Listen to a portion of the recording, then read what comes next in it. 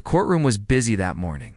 People sat on the wooden benches, some waiting for their name to be called, others just watching quietly.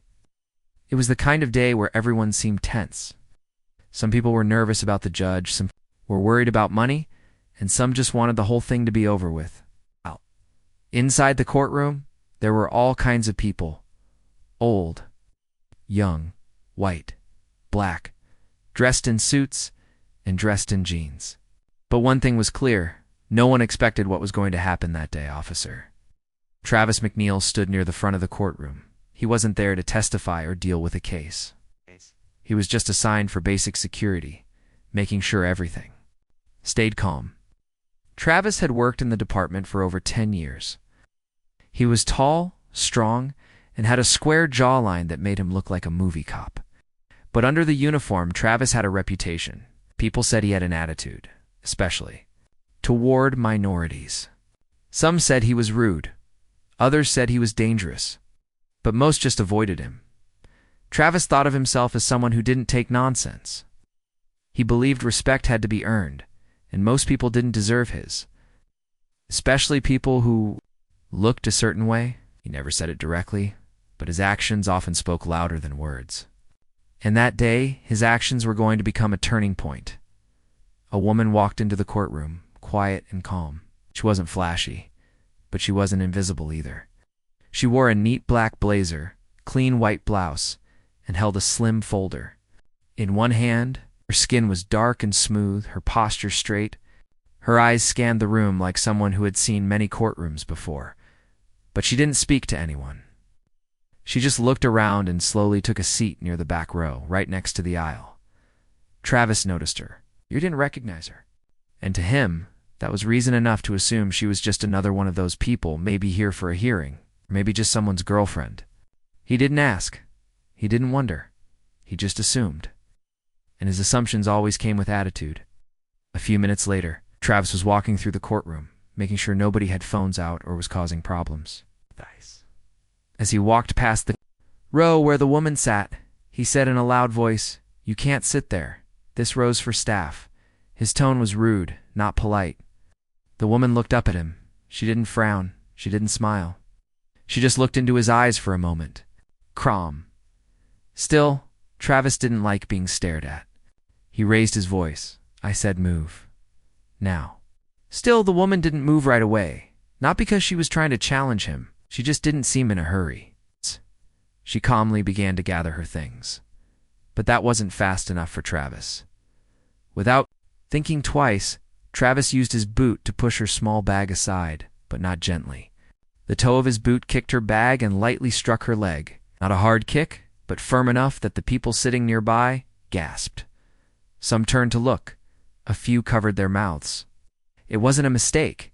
It wasn't an accident. He'd kicked her because he thought he could, because to him, she was nobody. The woman stood up slowly. She still didn't raise her voice. She didn't even touch her leg. She simply straightened her jacket, picked up her bag, and stood still. Her eyes met his again. They weren't filled with fear or anger. They were filled with something much heavier, calm power. For a moment, the room felt strange, quiet, uncomfortable. People looked at each other. Someone whispered, "Did he just kick her?" Someone else said, "Who is she?" Travis looked at her and scoffed. Next time, follow orders the first time. Then he turned and walked away like nothing had happened. The woman watched him. Go. She didn't chase after him. She didn't demand anything. She just took a deep breath, walked to a different bench, and sat down. Nobody knew who she was. Not the judge, not the clerk, not even the other officers. But a few people couldn't stop watching her. There was something about her, something professional, confident, and unreadable. Like she had been in rooms more dangerous than this courtroom. Like she was used to dealing with men like Travis. But instead of exploding or shouting, she chose patience. After about 20 minutes, she stood up and quietly exited the courtroom. No one stopped her. She didn't say goodbye. She just walked out like she had come in silently. Travis barely noticed her leaving. He had already forgotten about the incident. To him, it was just another regular day where he had to deal with difficult people. He didn't know that the person he had just kicked was not there as a defendant, witness, or lawyer. She hadn't come to watch a trial or support a family member. No, she had come for something much bigger. And the moment she left that courtroom, her file was already being handed to the mayor's office. Her background was impressive. Experience was unmatched. And her mission was clear. Later that evening at a local diner, a few clerks from the court were having coffee and talking about the day. One of them said, "You remember that black lady that got kicked by Officer McNeil?" The other replied, "Yeah, she didn't even say anything, just looked at him like she didn't need to." Another whispered, "I think she's not who we thought." Saw her walk into the admin building later. She had a badge, a gold one. That's when things began to click. The woman Travis had kicked wasn't someone to push around. She wasn't lost. She wasn't confused. She had been observing, watching, measuring, and most importantly, waiting. The next morning, the police station got a notice that there would be a special announcement during roll call the next day. The chief of police was retiring due to health reasons, and the city had chosen a new leader. Nobody knew who it was. Some guessed it would be someone local. Others thought it might be a man from the sheriff's office, or maybe a big city detective. Travis didn't care. He wasn't worried. In his mind, the chief would be just another older man he could ignore. But what he didn't know, what none of them knew, was that justice had already started moving quietly. Not in anger, not in revenge, but with calm, controlled power, and the woman he had kicked. She wasn't coming back to court as a visitor. She was coming back to take command. That courtroom moment, that careless act of disrespect, that quick decision to kick someone he thought was less than, it was all about to come back to him. But this time, he wouldn't be able to walk away. This time, she would be the one giving the orders, and this time, he would have to listen. Whether he liked it or not. The morning after the courtroom incident, the town's police department was already buzzing with news. Not everyone knew the full story of what had happened in the courtroom, but enough people had heard whispers. Officers who had been there told others in quiet conversations. "You should have seen it," one said. McNeil kicked a woman in court with his boot, just because she didn't move fast enough. Some shook their heads. The others didn't react at all. For many, it was just another story about Officer Travis McNeil, a man who had been in the department for over a decade and had more than a few complaints on his record. Still, nothing ever seemed to stick to him. People complained, sure, but Travis always seemed protected by higher-ups or by silence, but this time felt different. Not because he had kicked someone, he'd pushed people before. He'd yelled, barked orders, embarrassed people in public. This time felt different because of who she was. No one knew her name yet, but the way she had stared back at him, calm, confident, without a single word, had unsettled people more than they realized. It wasn't fear in her eyes. It wasn't shock. It was power. By mid-morning, more rumors began to float around. The department's old chief, a well-liked but tired man named Chief Donald Grayson, was retiring. His health had been getting worse, and he had finally submitted his resignation. That wasn't the shocking part. What shocked everyone was the sudden announcement from City Hall. A new interim police chief had already been selected. She was starting within days. No one knew who she was, not even the senior staff. At the precinct, people started guessing. Some thought it might be a man from the neighboring city. Others thought maybe the mayor would promote someone from within, maybe even someone like Captain Rains or Sergeant Carter. But no one expected what was actually coming. Travis McNeil didn't care much. He wasn't the kind of guy who paid attention to politics or administration changes. In his mind, he was untouchable. He knew how to work the system. He'd been there long enough to know when to nod his head and when to ignore orders. A new chief wouldn't change anything, he believed, as the day went on. A few officers who had been in the courtroom kept thinking about the woman. One of them, a younger officer named Lewis, couldn't stop talking about it. "You guys," he said, "there was something about her.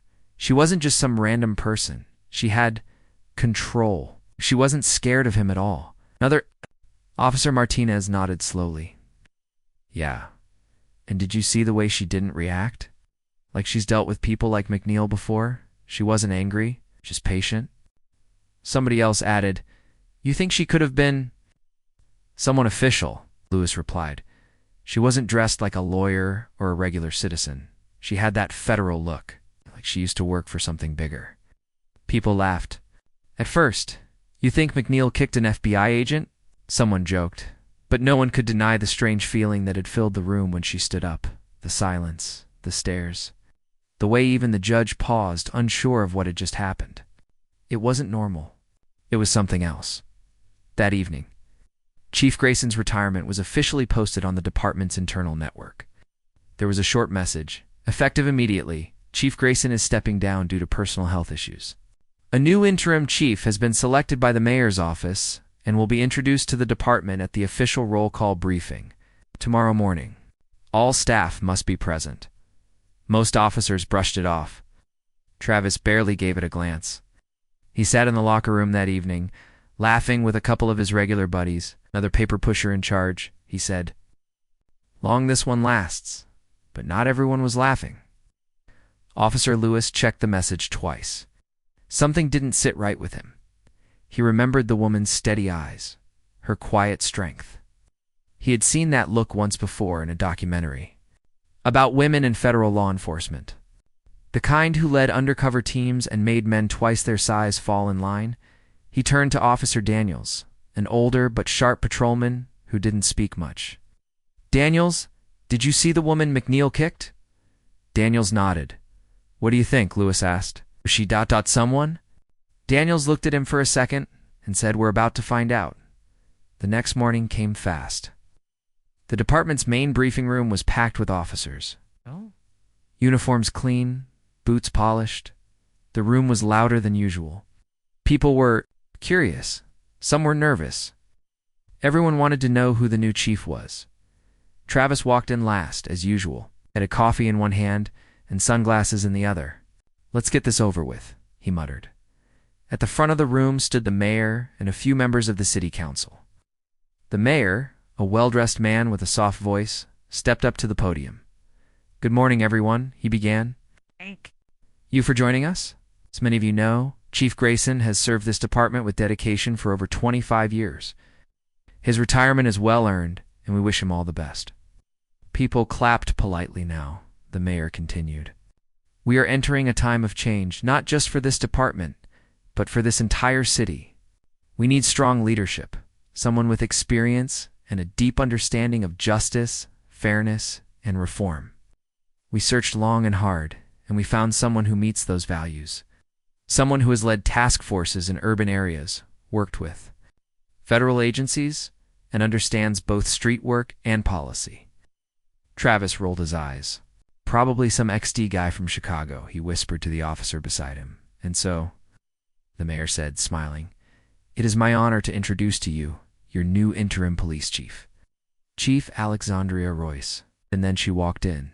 Room went silent, completely silent. The woman from the courtroom, same woman Travis had kicked less than 48 hours ago. Same calm posture, same sharp eyes. But this time, she wasn't in a blazer. She wore the dark navy uniform of a police chief. Her badge glinted under the lights. Her hat was tucked under one arm. Her face was unreadable. Travis froze. For the first time in his entire career, he had no words. He felt the blood leave his face. His heart pounded. His fingers went cold. His mouth opened slightly, then closed. The room stayed quiet as Chief Royce stepped to the podium. She didn't look at Travis. Not yet. She placed her notes on the podium, looked around the room slowly, and began to speak. "Good morning," she said clearly. "My name is Chief Alexandria Royce. Some of you may have heard rumors. Some of you may have no idea who I am. That's fine. You'll get to know me soon." She paused. The air felt heavy. "I want to begin by saying this. I believe in order. I believe in justice. I believe in giving people a fair chance, both on the street and in this department. But make no mistake, I also believe in accountability." Some people glanced at Travis. He was still frozen. "Yesterday," she said, "I had my first unofficial interaction with this department. It wasn't in this building. It wasn't in a meeting. It was in a courtroom." Her voice didn't rise. It stayed calm and firm. "I was mistaken for someone who didn't belong, someone who didn't matter. And in that moment, I learned more about the culture of this department than any background file could tell me. Now she looked up, and her eyes finally met Travis McNeil's, his legs locked in place. She didn't say his name. She didn't need to. "I don't hold grudges," she said, "but I do take notes, and I believe actions speak louder than uniforms." She paused again. "Moving forward, there will be changes. New policies, new expectations, and yes, accountability." She ended the speech with a small nod. "That is all for now. Let's get to work." Applause followed. Not thunderous, but respectful. Some looked inspired. Some looked nervous. But no one was unmoved. And Travis, he didn't clap. He couldn't. Because in that moment, he knew exactly who she was. And more importantly, he knew who he was now answering to. The moment Chief Alexandria Royce finished her first speech in the police department's briefing room, the silence that followed was deeper than any applause could break. Everyone was still watching, some with surprise, others with respect, and a few with silent fear. One of those few was Officer Travis McNeil. His heart still hadn't settled. He couldn't believe what he had just witnessed. The woman he had kicked in the courtroom was now standing at the head of the very department he thought he owned. She didn't scream. She didn't insult. She didn't call him out in front of everyone, no. She did something worse in his eyes. She held power in her silence. She showed control. And in that control, Travis felt something he had never truly felt in his career: fear of consequences. After the meeting, officers walked out quietly. There were no jokes this time, no locker room laughter. Many of them were deep in thought. Some felt hope. Some felt nervous. Some, like Travis, felt cornered as people exited the room. Chief Royce stayed behind, reviewing a small folder she had brought with her. Captain Rains approached her, carefully clearing his throat before speaking. "Chief," he said respectfully, "if you need any assistance getting settled, just say the word." She looked up and smiled slightly. "Thank you, Captain. I'll be going over all files this week. I'd appreciate your full cooperation." Of course he nodded, then paused. "That speech, it was powerful." Chief Royce nodded once. "I didn't come here to be liked, Captain. I came to change what's broken." He didn't say anything. He didn't need to. She turned her eyes back to the folder. The first file had Travis McNeil's name printed neatly on the tab later that day. Back in the precinct's locker room, Travis sat alone on a bench, staring at the floor. His hands were clasped tightly, his jaw tense. One of his longtime buddies, Officer Glenn, entered the room. "Hey," Glenn said, trying to keep it light. "You good, man?" Travis didn't answer right away. After a moment, he muttered, "That woman. She's the chief." "Yeah," Glenn said, sitting beside him. "Crazy, huh?" Travis shook his head slowly. "You don't get it. I kicked her in the courtroom." Glenn blinked. "Wait, that was her?" Travis nodded. "I thought she was just another. I didn't know." Glenn looked away for a second. "You think she's going to come after you?" "I would," Travis replied, his voice low. "If someone did that to me, and I was in charge now, I wouldn't let it slide." Glenn stayed silent. Deep down, he knew Travis had gone too far for too long. Many officers had whispered about his behavior over the years, but no one had stepped up. Now, things were different. Now, they had a leader who had already proven she wasn't afraid to let actions speak louder than warnings. Meanwhile, Chief Royce was busy reviewing internal records.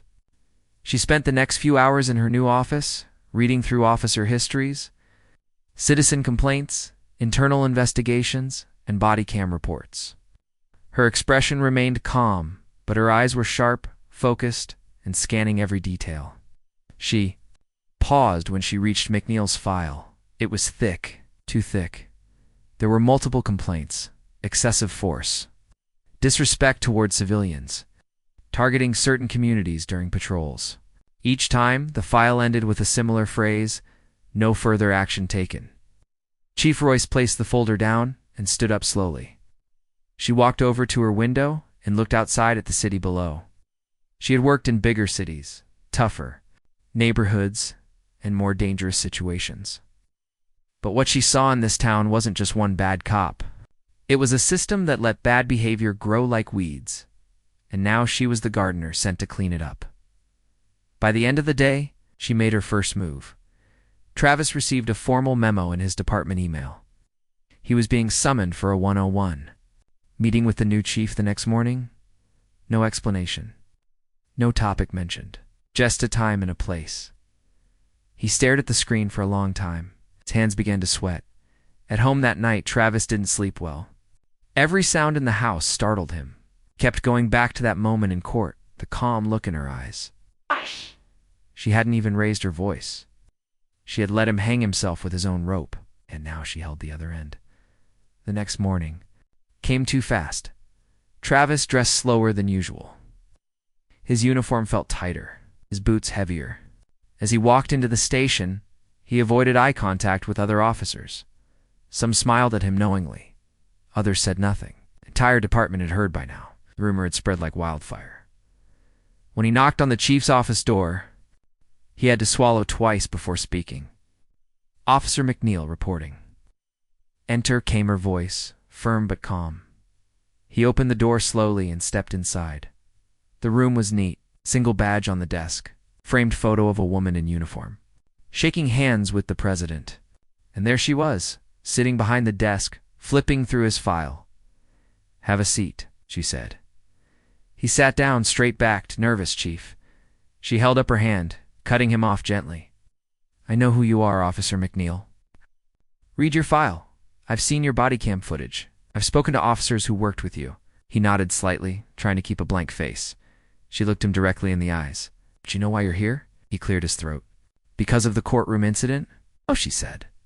"You're here because that incident was just the tip of the iceberg. You're here because your record shows a pattern, one that ends today." He opened his mouth, but again, she raised her hand. "I don't want excuses. I don't want stories. I want accountability. That's what this badge is supposed to mean. You failed it."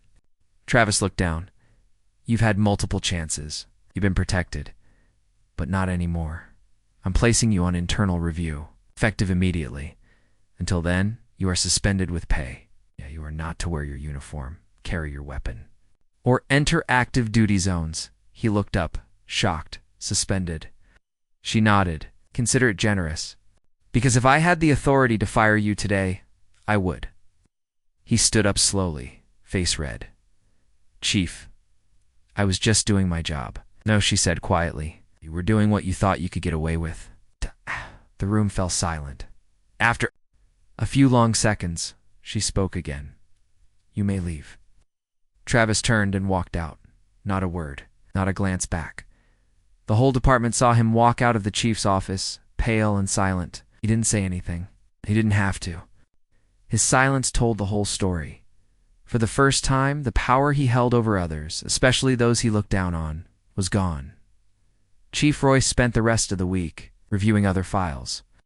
Officers who had stayed quiet about misconduct were now stepping forward. Junior officers who had once felt helpless now felt heard. There was change in the air, slow but real.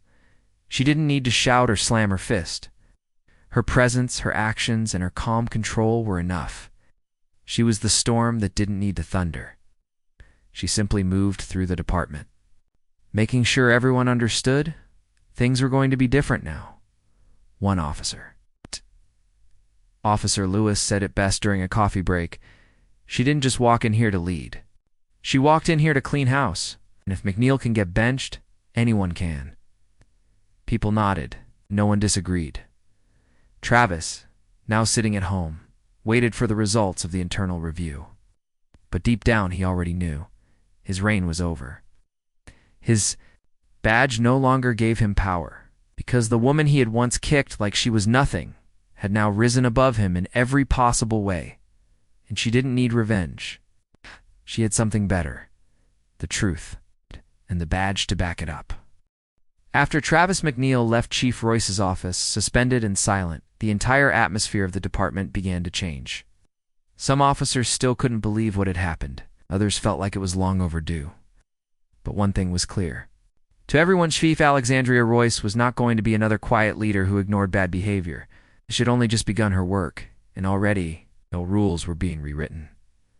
Chief Royce didn't come in like a storm. She wasn't loud. She didn't need to be. She simply started doing what no one else had done before. She paid attention. She asked questions. She read files that had been ignored for years. She watched body camera footage that had been skipped. And slowly, like a patient surgeon, she began to cut out the disease that had grown deep in the department's culture.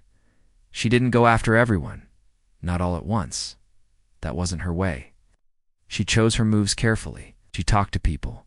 She met with citizens who had filed complaints in the past, but never got justice. She reached out to community leaders, local business owners, and neighborhood watch groups. She made it clear that her job wasn't just to manage the department, it was to serve the people. One day, she visited a local high school and gave a speech to a group of students about leadership, courage, and respect. She didn't talk about herself. She didn't mention the courtroom or Travis McNeil.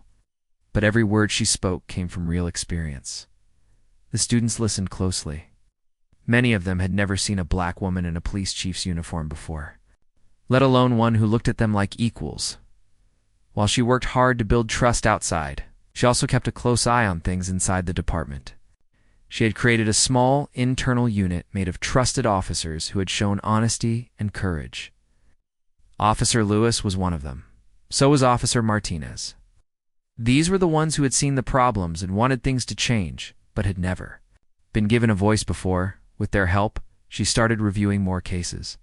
She found other officers who had used excessive force, made racist remarks, or ignored clear signs of abuse. Some were given warnings, some were retrained. But a few, like Travis, were put under formal investigation. Travis's case wasn't forgotten. It was just being handled the right way, slowly, carefully, legally. Chief Royce had already spoken with the city's legal team and internal affairs. Every step had to be done properly. She wanted no room for excuses. Meanwhile, Travis was falling apart at home. He sat on his couch every day, flipping through channels, but nothing held his attention. He couldn't sleep. He barely ate. His phone buzzed with messages from friends, but most of them stopped texting after a few days. They were scared to be seen supporting him. The badge he had once worn like a crown was now a weight he couldn't carry. He tried to act like he didn't care. He told himself it would all blow over. But deep inside, he knew the truth. For years, he had acted like the rules didn't apply to him. And now, the rules had finally caught up. One day, he walked into a local convenience store. Cashier, a young black man, looked at him with a smirk. "You're the guy who kicked the new chief, right?" Trevise's face turned red. He didn't answer. He just dropped his things on the counter and walked out without buying anything. It was happening everywhere. People recognized him now. Not as an officer, but as a disgrace.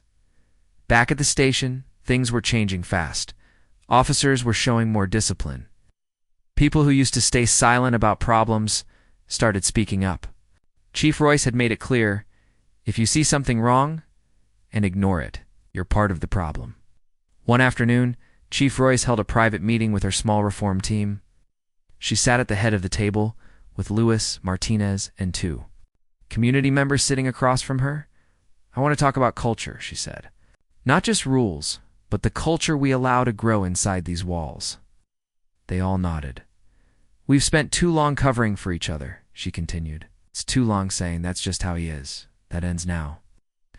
From here on, every officer is accountable. Rank doesn't protect you. Race doesn't excuse you. Time served doesn't buy silence." Officer Lewis leaned forward. "Chief, there are still some people who are nervous.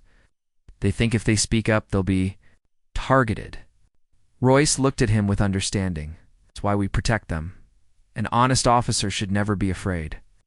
The ones who should be afraid are the ones who've been hiding in the shadows." After that meeting, a wave of anonymous reports began to come in. Officers who had once stayed quiet finally told the truth. Some described moments when Travis had insulted citizens or used unnecessary force.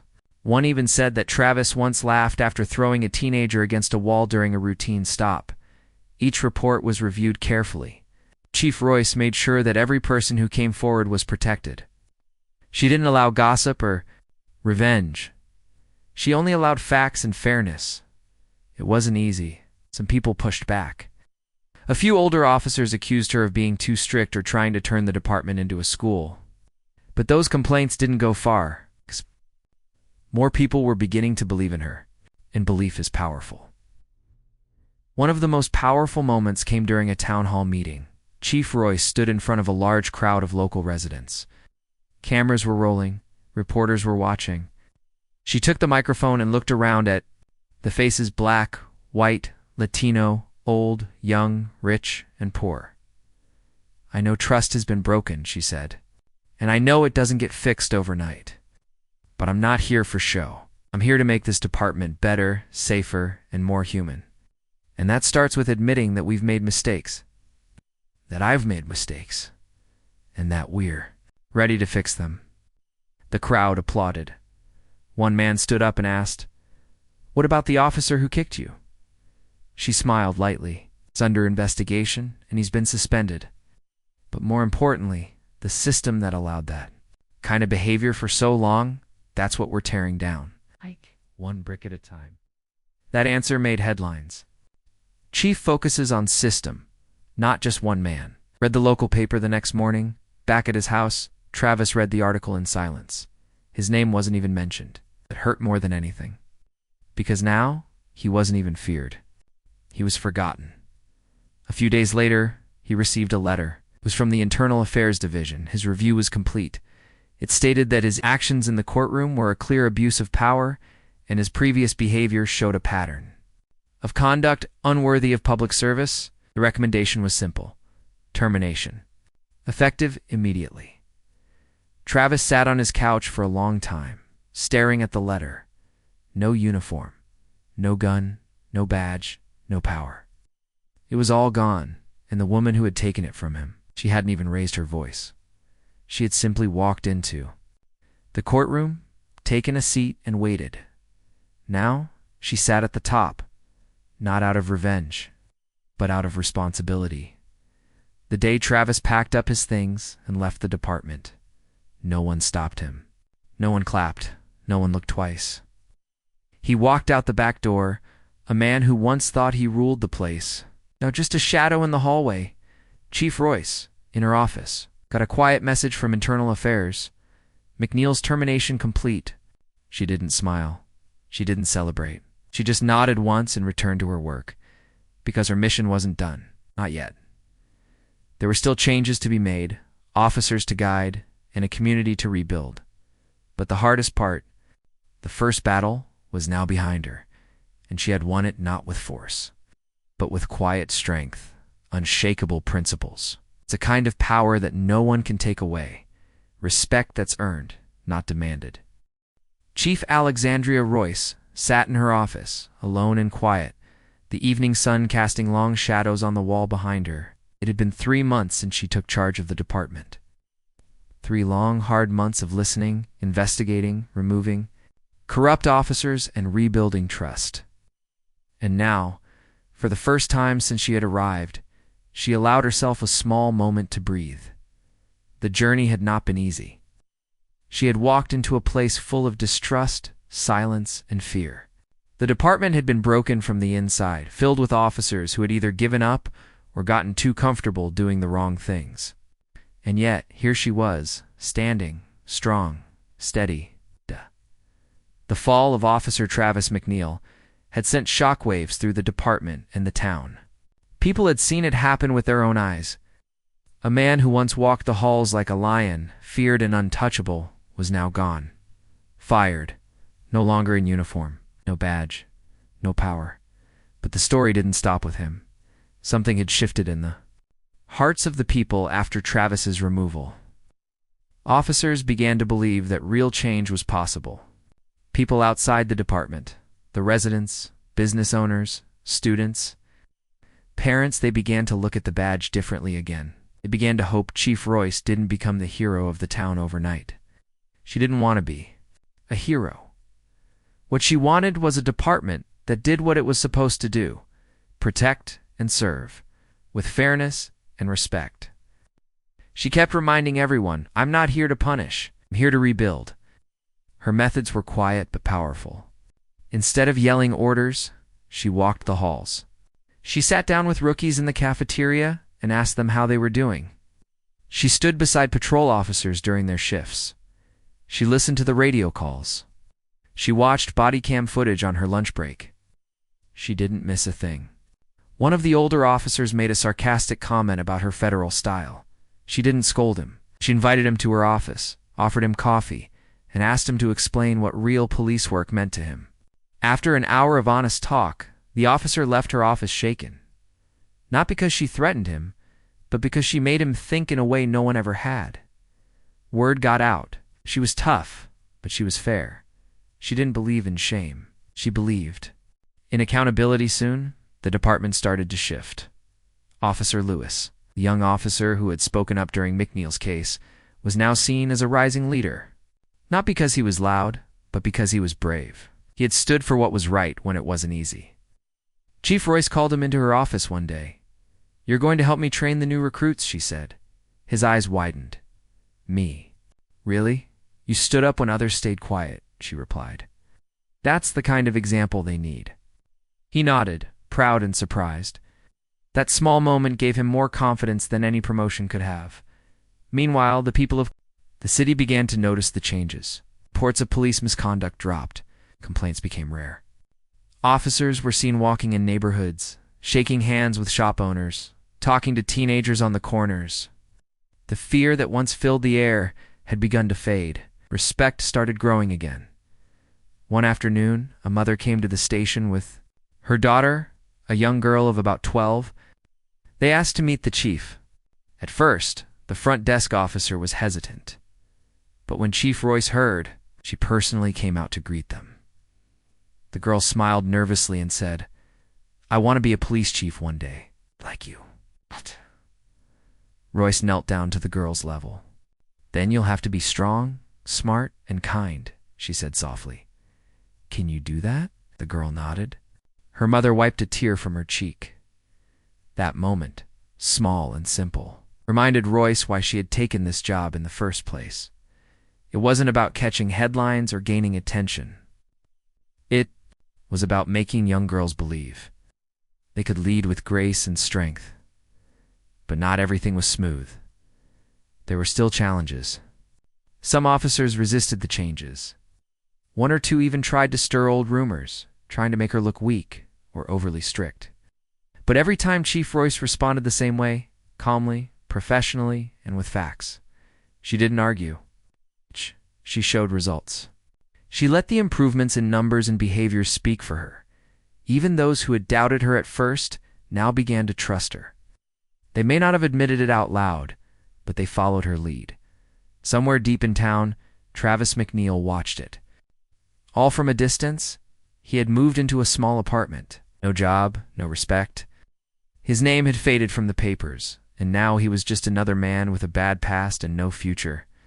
He watched news clips of Chief Royce giving speeches, helping the community, leading charity events with officers, and shaking hands with the mayor. He thought about the moment he kicked her in the courtroom, how she had looked at him with calm eyes, not anger. He had thought she was just another face in the crowd. He had never imagined she would be the one to bring him down. Now he couldn't stop imagining her face. It haunted him. Not because she screamed at him or embarrassed him in public, but because she didn't. She had done something worse. She had risen. It proved she was better than him without lifting a single finger. Against him, that truth burned in him every day. Back at the station, another big change was coming. Chief Royce had been invited to speak at a national police conference. Her leadership had caught attention beyond the town. Departments across the country were talking about her reforms, her methods, and her results. The mayor proudly introduced her to reporters as one of the most effective leaders we've ever had. When she stepped up to the podium at the conference, a large crowd waited. She wore her uniform with pride but not arrogance. "I didn't come to talk about policies today," she said.